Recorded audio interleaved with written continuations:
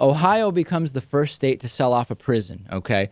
And there is a corruption alert here that we need to look at, because we talked on the bonus show a couple of weeks ago, the story of a prison going from private to public, saving a lot of money, Lewis, and actually becoming sustainable. It wasn't as a private prison, and it became one as a public prison. It became sustainable. This is a little bit different.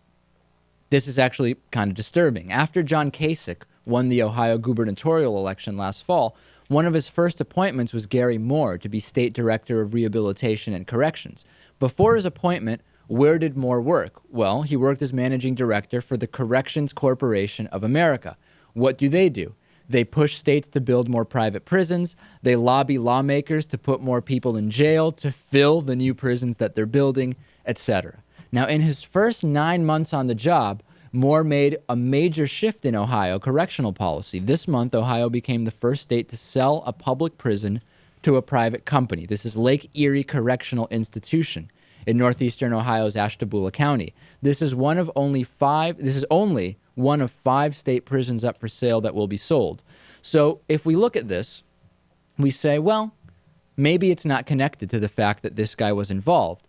Actually, that's not true. When that prison first opened, it was operated as a private prison. The state took it over due to many problems. Obviously, those in charge in Columbus must have a very short memory, Lewis, because this didn't work the first time with this prison, and now it's back to private, and it is corruption here. And if we want to look at this, this individual, Moore, was not actually in charge of this sale right when it happened, of this transfer, but he was involved in the initial discussions about the possibility of making this prison a private prison. Big time corruption here. Yeah, there's no surprise. And again, mainstream media basically ignoring this. You're not going to really get this type of story from corporate mainstream media. And you know what? I don't even know why. I guess, well, on Fox News you won't get it because John Kasich actually was a Fox News host for a while before he became the governor. So there's clear conflict of interest there. Why don't people get more angry about this level of corruption? And we have to ask, we talked about the drug wars, the drug war being won or lost.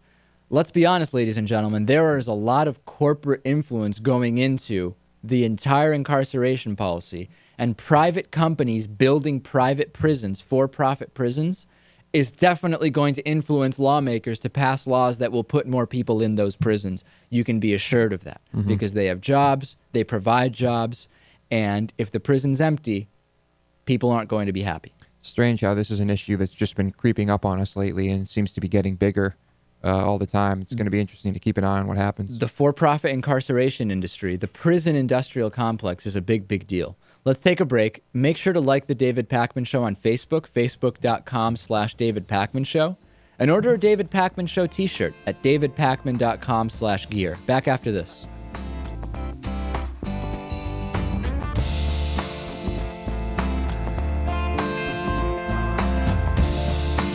The David Pakman Show at davidpakman.com.